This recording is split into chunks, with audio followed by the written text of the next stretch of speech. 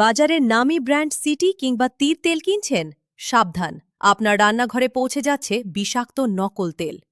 নারায়ণগঞ্জের সোনারগাঁয়ে ধরা পড়ল এমনই এক ভয়ঙ্কর কারখানা।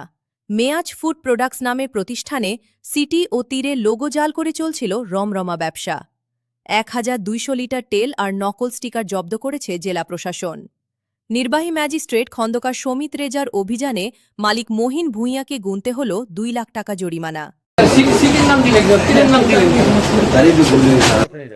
আমি করতেছি মূলত সিটি আর হলো ইতি দিয়া রোজার আগের তেনে আমি মাত্র শুরু করতেছি। আমি বলছি বাজারটা যদি করি তাহলে এই আমি একটা নাম দিব, নিজের নাম দিয়া, যদি এটা নাম দিয়ে যদি বাজার হয় তো আমি আমার নিজের নাম দিয়ে করবো। তো রোজার আগের তো বলতে রোজার মধ্যে কিছুদিন করছি, করার পরে আমি তো রোজার মধ্যে দিন বেশি ঝামেলা করতাম না, তো ঈদের ঘরের তেনে শুরু করবো।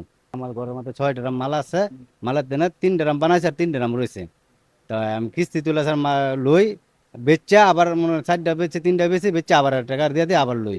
গাউছিয়া যায়, নয়াপুর যায়, ২,৫০০ যায়, এই বিভিন্ন জায়গায় যায় আর কি। গাড়ি আমার একটা, আমি অটো লিয়ে যাই, আবার অটো লিয়ে আবার আয় করি। আমরা আপাত দৃষ্টিতে যেটা দেখেছি যে উনি ড্রামে তেল ক্রয় করে সেটা হচ্ছে প্যাকেটজাত করছেন, কিন্তু ওনার কোনো অনুমোদন নাই, এ ধরনের মোড়কজাতকরণের কোনো অনুমোদন ওনার নাই।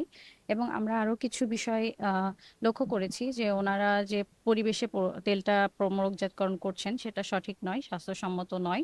এবং উনি যে তেল ক্রয় করেছেন তার কোনো রসিদ কিন্তু ওনারা আমাদেরকে দেখাতে পারেন নাই। এবং এই তেলটা যে ক্রয় করে সেটার সাথে ওনারা অন্য কিছু মিশ্রণ করে বাজারজাতকরণ করছেন কিনা সে বিষয়ে আমরা কিন্তু নিশ্চিত হতে পারি না।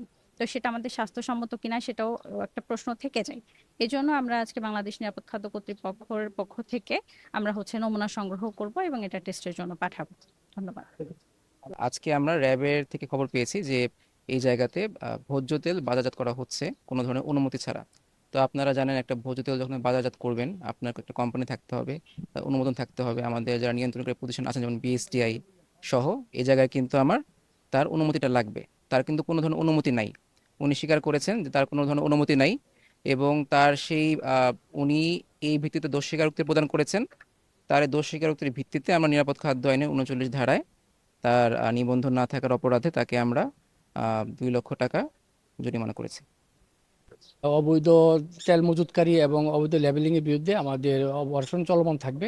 এই র্যাব ১১ পক্ষ থেকে আমরা এটা কন্টিনিউ ভাবে এটা চালিয়ে যাব, যাতে আমাদের খাদ্যটা নিরাপদ থাকে, তেলটা নিরাপদ থাকে এবং কোনো অবৈধ মজুতদারি কেউ যাতে করতে না পারে সেই বিষয়ের দিকে লক্ষ্য রেখে আমাদের এই কার্যক্রম চলমান থাকবে।